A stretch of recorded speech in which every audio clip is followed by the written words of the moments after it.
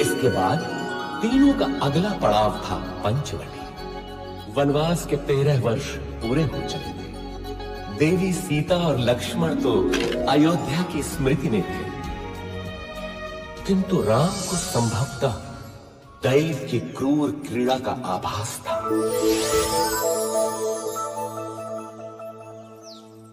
कौन हो तुम रूपवान मनुष्य?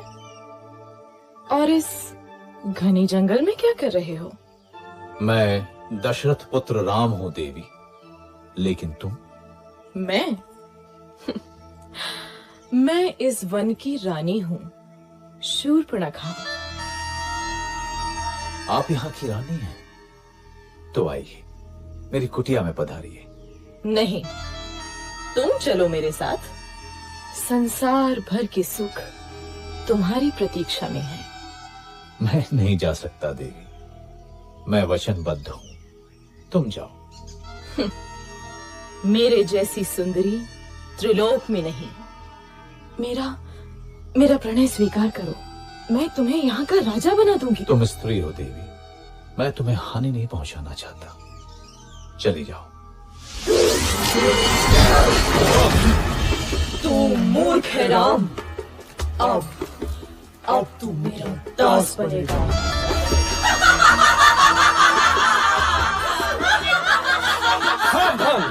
आहा, दो सुंदर मानव। क्या हुआ स्वामी? अच्छा, तो इसी के कारण तुम मेरा तिरस्कार कर रहे हो राम। अब तो मैं पहले इसको मारूंगी। लक्ष्मण, हम बच्चों और स्त्रियों को नहीं मारते, इसलिए जा, भाग जा। अब तो किसी को अपने रूप का लोभ नहीं दे पाएगी।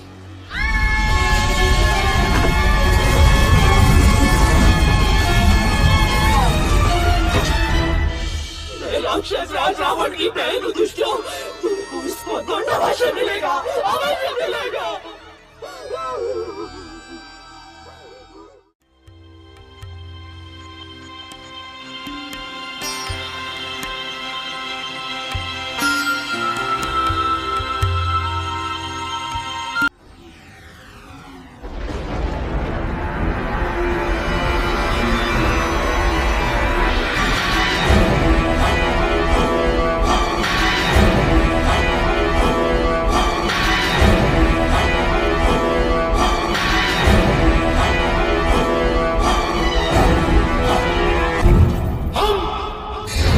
विश्व विजेता हम शासक हैं, हम राक्षस हैं,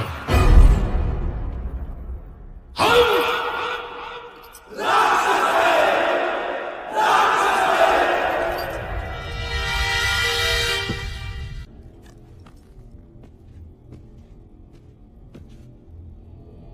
महामहिम राक्षस राज की जय हो।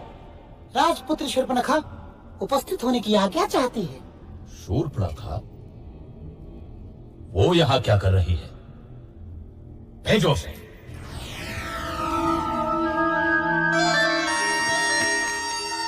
नाटक मत कर शूर्पणखा, बोल क्या हुआ, क्या चाहिए?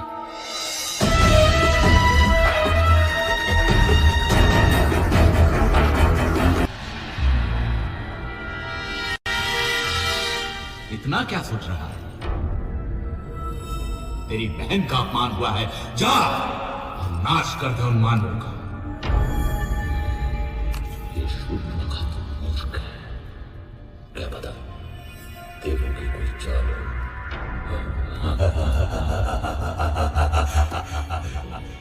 मानव स्त्री सीता,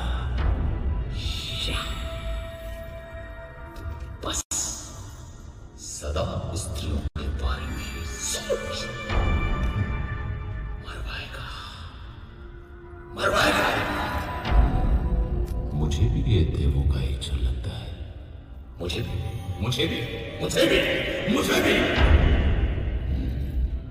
यदि ये देवों का छल है तो मैं भी माया से ही काम लूंगा।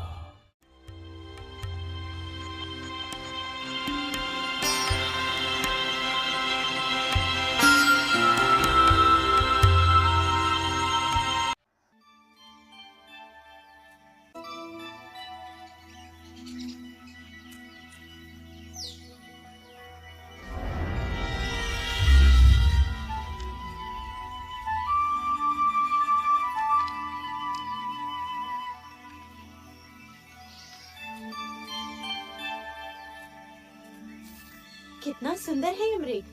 स्वामी, पकड़िए ना इसे, यहाँ रहेगा तो मुझे बहुत अच्छा लगेगा। पकड़िए ना इसे, इसे मैं अयोध्या ले जाऊंगी। कितना अद्भुत है ये, लगता है जैसे स्वर्ण का बना है। ठीक है सीते। लक्ष्मण, मैं इसे पकड़ता हूँ, यदि दूर गया तो यहाँ का ध्यान रखना।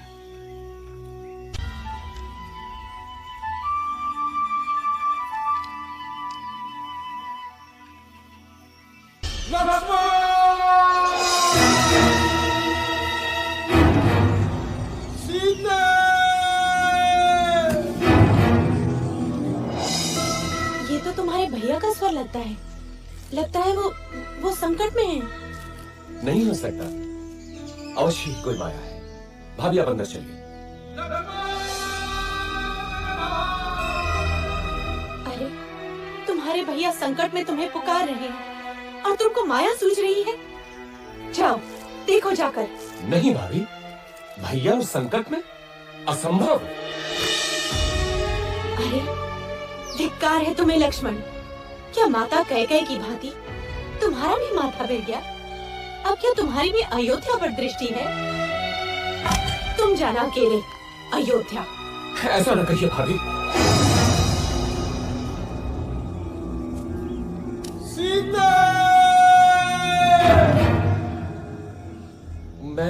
मैं जाता हूँ, लेकिन आपको सुरक्षित करके। भाभी, अब ये कुटीर मंत्रबद्ध है। कुछ भी हो जाए, आप इस रेखा से बाहर मत निकलिएगा। क्यों स्वर्ण मृग की लालसा की मैंने? भिक्षाम देहि। सुखी रहो पुत्री। अकेली हो? नहीं ऋषिवर, मेरे पति और देवर आने ही वाले हैं। क्या साधु को भिक्षा मिलेगी पुत्री? अवश्य ऋषिवर।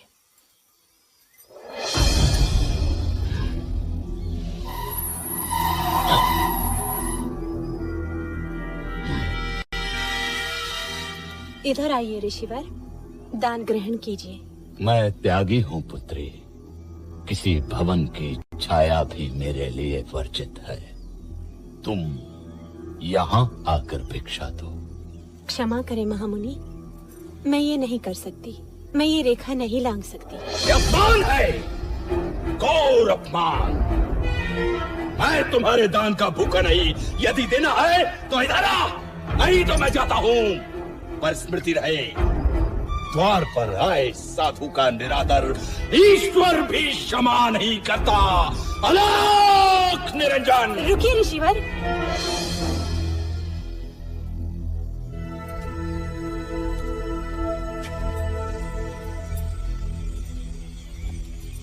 धन्य हो।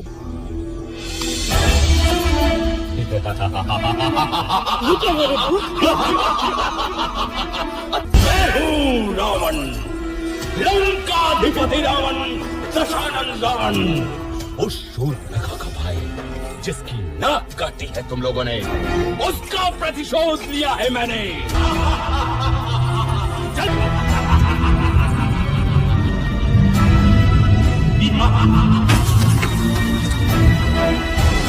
दुष्ट रावण देवी सीता का हरण कर दक्षिण दिशा की ओर उड़ गया, परंतु आकाश मार्ग में भी उसके सामने एक महान रुकावट थी। गृधराज जटायु।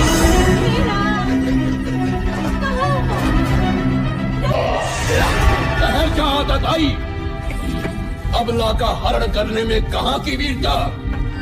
मेरा सामना कर। कौन है मूर्ख? रावण के रास्ते में आता है। मृत्यु का भय नहीं है तुझे? मैं गिद्धों का राजा जटायु हूँ। छोड़ दे इसे दुष्ट।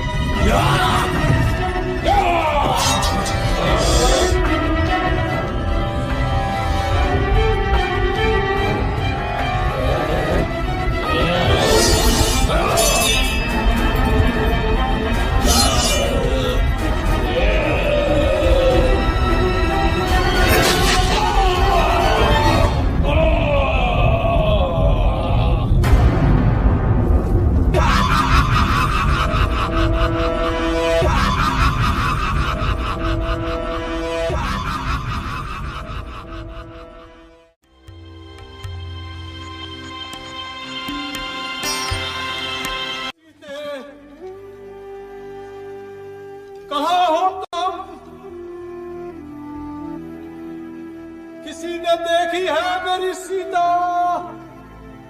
सीते, कहाँ हो तुम? किसी ने देखी है मेरी सीता?